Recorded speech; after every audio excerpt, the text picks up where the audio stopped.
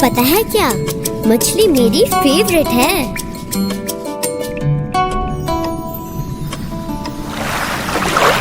मछली जल की रानी है, जीवन उसका पानी है। हाथ लगाओ तो डर जाएगी, बाहर निकालो तो मर जाएगी। और पानी में डालो तो तैर जाएगी, पानी में डालो तो तैर जाएगी। ला ला ला ला ला ला ला ला ला ला ला ला ला ला ला। वो देखो, और वो देखो, कितनी रंग बिरंगी मछलियाँ, है ना सुंदर?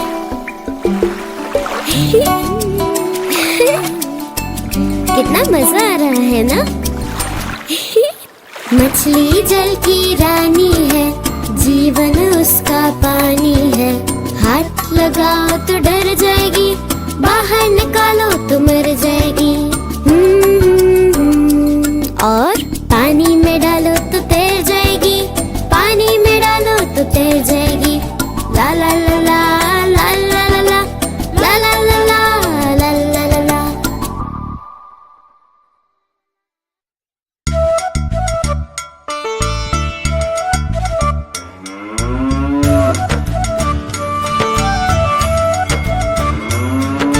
गैया मेरी गैया, गैया मेरी गैया, गैया मेरी गैया, गैया मेरी गैया।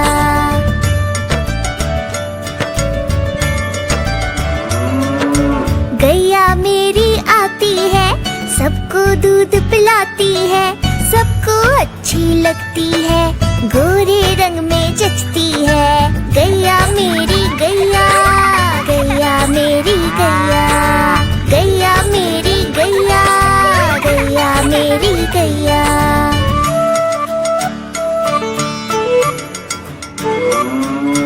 उसका एक बछड़ा है, बछड़े को प्यार जताती है, उछल कूद वो करता है, साथ वो उसके खेलती है। गैया मेरी गैया, गैया मेरी गैया, गैया मेरी गैया, गैया मेरी गैया।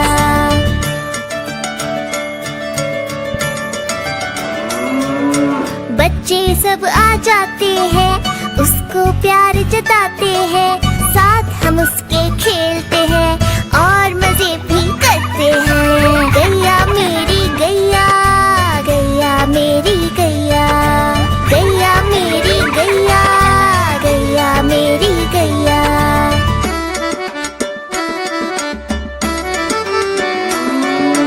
गैया चारा खाती है, धीरे धीरे चबाती है, उसे देख हम हंसते हैं, वो हमें देख मुस्कुराती है। गैया मेरी गैया, गैया मेरी गैया, गैया मेरी गैया, गैया मेरी गैया।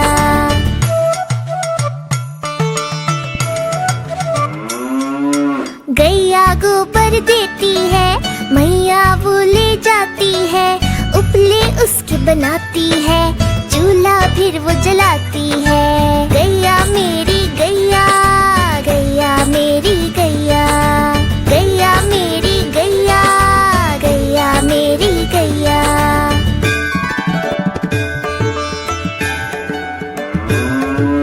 गोवर्धन पूजा के दिन हम गैया को सजाते हैं, उसकी पूजा करते हैं, उसको भोग चढ़ाते हैं। गैया मेरी गैया, गैया मेरी गैया, गैया मेरी गैया, गैया मेरी गैया।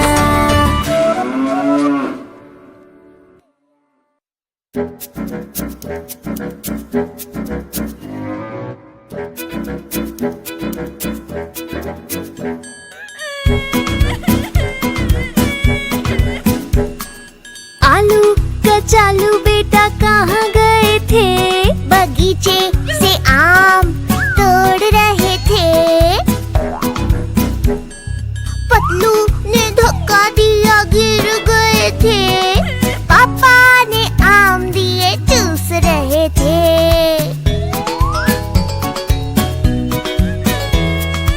आलू कचालू बेटा कहाँ गए थे? तालाब के पानी में कूद रहे थे। मोटू ने डराया तो डर गए थे। मम्मी ने लड्डू दिए खा रहे थे।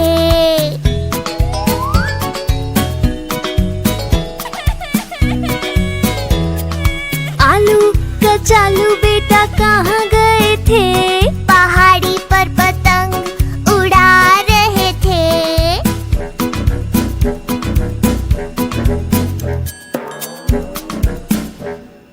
पतलू ने पतंग छीनी रो रहे थे। पापा ने पतंग दी उड़ा रहे थे।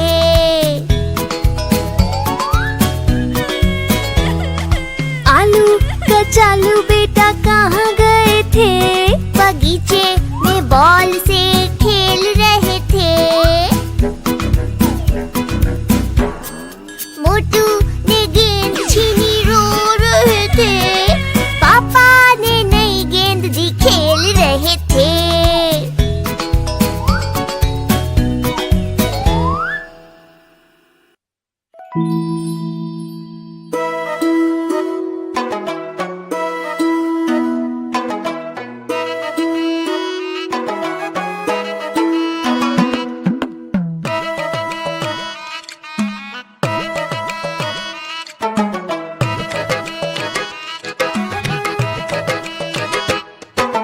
हाथी राजा कहाँ चले?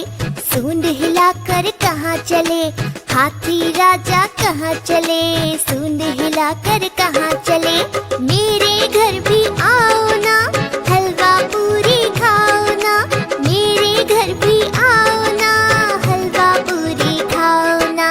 राजा बैठे कुर्सी पर, कुर्सी बोली चटर पटर, चटर पटर चटर पटर। राजा बैठे कुर्सी पर, कुर्सी बोली चटर पटर, चटर पटर चटर पटर, चटर पटर चटर पटर।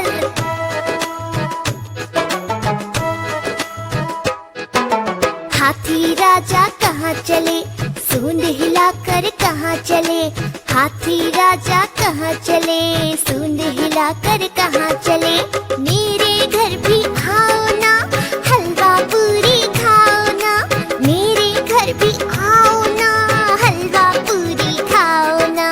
राजा बैठे झूले पर, झूला बोला चटर पटर, चटर पटर चटर पटर। राजा बैठे झूले पर, झूला बोला चटर पटर, चटर पटर चटर पटर, चटर पटर चटर पटर।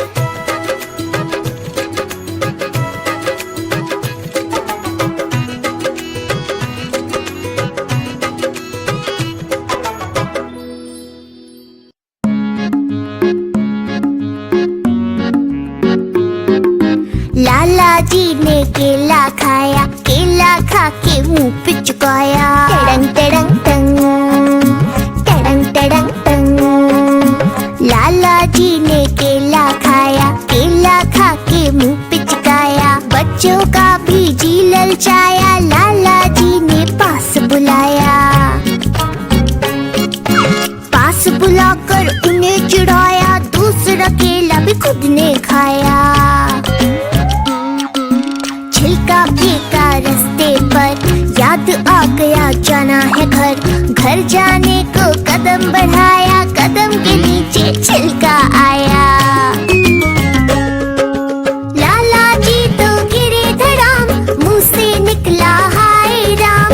लाला जी तो गिरे धड़ाम, मुंह से निकला हाय राम। टड़ंग टड़ंग टंग, लाला जी ने केला खाया, केला खा के मुंह पे चुकाया। टड़ंग टड़ंग टंग, टड़ंग टड़ंग टंग। बच्चों ने भी केला खाया, लाला जी ने पास बुलाया। टड़ंग टड़ंग टंग, पास बुलाकर केला चुराया, केला चुरा कर खुद ने खाया। छिलका फेंका रास्ते पर, याद आ गया जाना है घर। घर जाने को कदम बढ़ाया, कदम के नीचे छिलका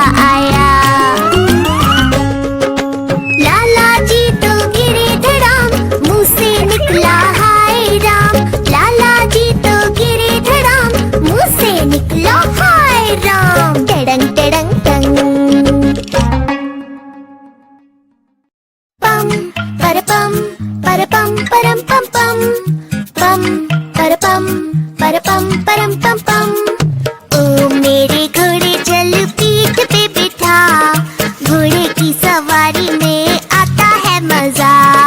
पम परपम परम पम पम, पम परपम परम पम पम। सामने पहाड़ ऊंचा कितना यार, सोचो सोचो दोस्तों ये कैसे होगा पार। ओ मेरे घोड़े चल कूद के दिखा, फुर्र से जब कूदे तो आता है मजा। पम परपम परम पम पम, पम परपम परम पम पम। सामने आ गए डाकू, हाथ में उनके चाकू, सोचो सोचो दोस्तों अब कैसे यहाँ से भागूं। ओ मेरे घोड़े चल नाच के दिखा, ठुमक ठुमक के नाच और इनको हंसा। पम परपम परम पम पम, पम परपम परम पम पम। सामने नदी है कितनी बड़ी, सोचो सोचो दोस्तों मुसीबत है खड़ी। ओ मेरे घोड़े चल तैर के दिखा, सरपट तैरे तो आता है मजा।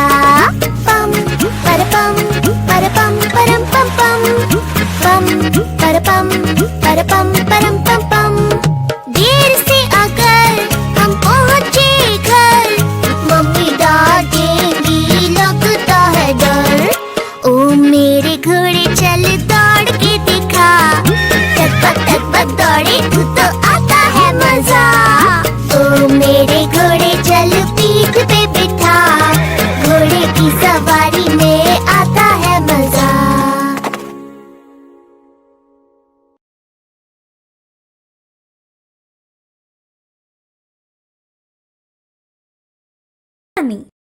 एक गांव में राम और सोम नामक दो भाई रहते थे। बड़े सोम को व्यापार में अच्छी कमाई होने से वह अमीर बन गया और छोटा राम तो बिना बारिश से फसल नष्ट होने के कारण गरीब ही रह गया। सोम इतना कमाने पर भी राम के किसी भी मुश्किल में सहारा नहीं दिया। एक दिन राम काम ढूंढने के लिए शहर जाने का निर्णय लिया और रास्ते में खाने के लिए कुछ बना कर देने को अपनी पत्नी से कहा। तब उसकी पत्नी ने घी से बनाई हुई लड्डुओं को एक पोटली में बांधकर राम को दिया। वह लेकर चलता हुआ राम जंगल के रास्ते चल पड़ा। शहर में शाम तक घूमा, पर कहीं काम न मिलने पर निराश होकर पीछे मुड़ गया। घूम घूम के सफर करने पर वह बहुत ही थक गया और विश्राम करने के लिए जगह ढूंढने पर उसे नदी के पास एक पेड़ दिखा। उधर जाकर उस पेड़ पे अपनी लड्डुओं की पोटली लटकाकर पूरी रात उधर ही सो गया। सुबह उठने तक पूरा पेट भरा हुआ और बड़ा सा बन गया था। उसकी लड्डुओं की पोटली भी बहुत ऊंचाई पे दिखी। राम चौंक गया और उधर से गुजरने वाले एक स्वामी जी को पूछने पर कहा, यह एक अजीब सा जादुई पेड़ है। यह पेड़ पूरा दिन बड़ा रहता है और शाम को झुककर छोटा बन जाता है। वह सुनते ही राम ने शाम तक फिर से वही रहने का निर्णय लिया और नदी में थोड़ा पानी पीकर फिर से सो गया। उसी समय में जंगल में घूम रहे अच्छे वाले भूत को लड्डुओं की खुशबू आई। वह पोटली खोलकर उन लड्डुओं को खुशी से खा गया और उधर ही सोया हुआ राम के गरीब स्थिति को देख पोटली में एक डब्बा रखकर चला गया। राम के उठने तक शाम हो गई। फिर से पेट झुककर छोटा बन गया। लड्डू खाने अपनी पोटली को लिया और खोला तो पोटली में एक छोटा सा डब्बा दिखा और उसमें सोने के सिक्के मिले। आहा, इतने सोने के सिक्के, अब मेरी सारी मुश्किल हल हो जाएंगे। ये सब उस जादुई पेड़ की महिमा है। सोचकर बहुत ही खुशी में घर आया और अपनी पत्नी को सोने के सिक्कों की डिब्बा देकर पूरी बात बताया। छोटे भाई के भाग्य जानकर बड़ा भाई को जलन हुई। उसे पूछकर पूरी बात जान गया और अपनी पत्नी को लड्डुओं की पोटली बांधने को कहा। वह उससे भी ज्यादा सोना आना चाहिए करके उसने दुगनी लड्डुओं की पोटली बांधकर पति को दी। वह लेकर सोम छोटे की कही हुई नदी पर पहुंच गया। वह उस अजीब सी जादुई वाली पेड़ को पोटली लटकाकर सो गया। फिर से अच्छा भूत उधर आया। फिर उसे लड्डुओं की खुशबू आई। उधर आकर देखा और कहा, इसे गरीब स्थिति में देख भाग्य का डब्बा दिया तो वही काफी समझने के बजाय लालच में फिर से आया। सोचकर लड्डू खाया और फिर से उस पोटली में डिब्बा रखकर चला गया। वह शाम को उठ के देखने तक पोटली में एक डब्बा था। इस डिब्बे को अभी नहीं खोलूंगा, घर जाकर मेरी पत्नी के सामने खोलूंगा। इसमें सोने को देख उछल पड़ेगी। सोचकर जल्दी घर जाकर पत्नी को डब्बा दिखाया और उसके सामने ही डिब्बा खोला। और क्या था? उसमें से दो भूत रस्सी पकड़ के आकर दोनों पति पत्नियों को 20-20 लगाकर पटक पटक के मारकर फिर से डिब्बे में चले गए। उस डिब्बे को ले जाकर नदी में फेंक दिया। इससे उस गांव में सोम की थोड़ी सी बची हुई इज्जत भी चली गई। इस कहानी की शिक्षा है कि इंसान को आस होना गलत नहीं, पर लालच नहीं होना चाहिए।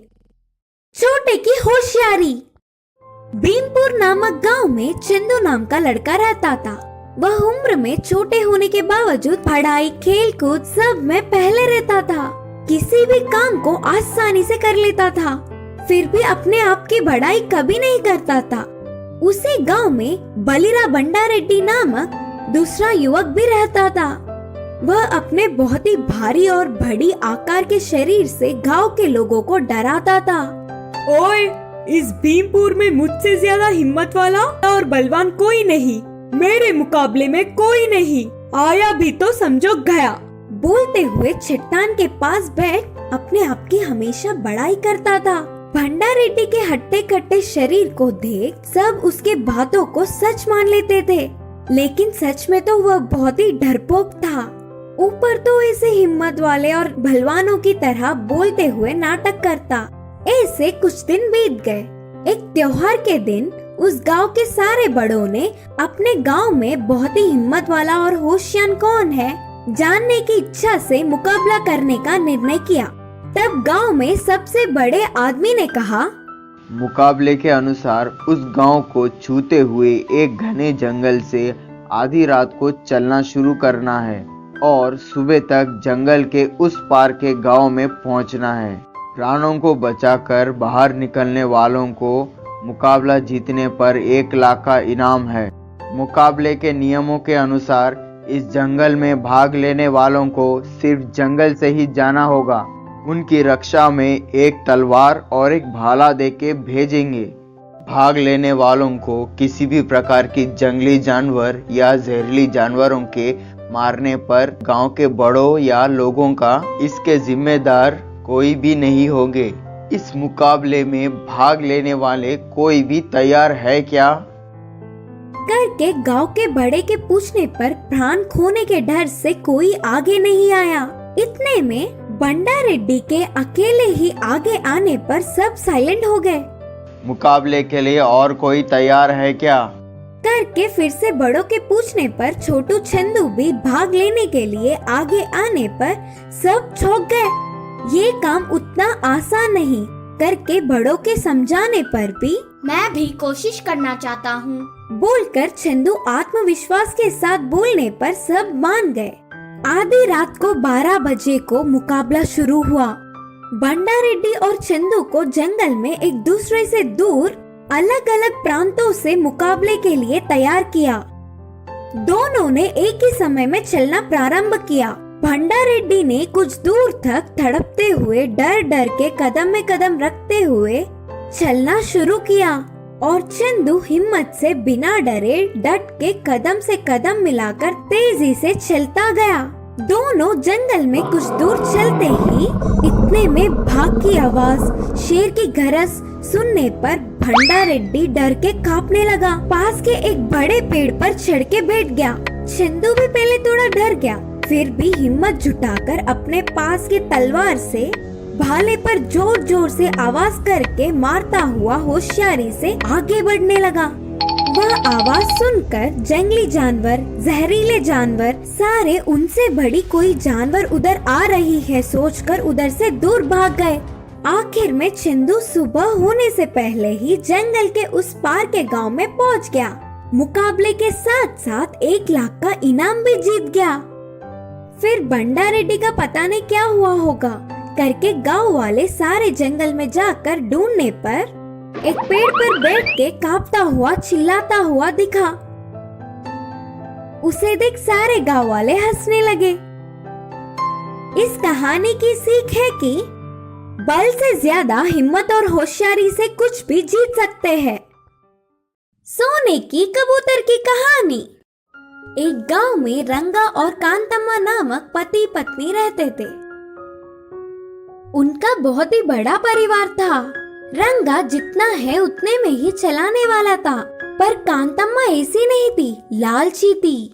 ऊपर से पति को भी अपने हिसाब से चलाती थी। रंगा रोज ले आता और कांतम्मा उन्हें बेचकर पैसे कमाती थी। ऐसे कमाई हुए पैसों से ही परिवार चलता था। एक दिन रंगा लकड़ियों के लिए जंगल आया। उसे उधर एक जगह पर शिकारी के जाल में एक सोने की कबूतर फंसी हुई दिखी। उस कबूतर को देख रंगा को दया आई और उससे जाल से छुड़ा दिया। तब वो कबूतर ने कहा, तुमने मेरी जान बचाई है, बोलो तुम्हारे किसी भी इच्छे को पूरी करूंगी। अच्छा, तो फिर मेरी पत्नी से पूछकर मांगूंगा। कबूतर से बोलकर तेजी से घर आया। अपनी पत्नी को सोने के कबूतर को बचाने से लेकर उसके वरदान तक पूरी बात बताई।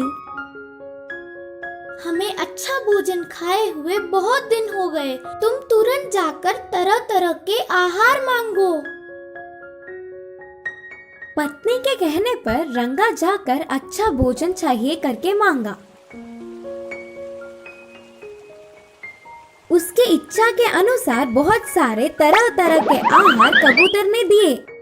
उस दिन दोनों पति पत्नी अच्छे से खाए। वह सोने की कबूतर कभी भी कुछ भी आकर मांग लो करके बोलने पर पत्नी के कहने पर रंगा एक बार जाकर अच्छे अच्छे कपड़े मांगा और फिर दूसरी बार जाकर एक बड़ी सी बंगला भी मांगा। ऐसे समय बीत गया।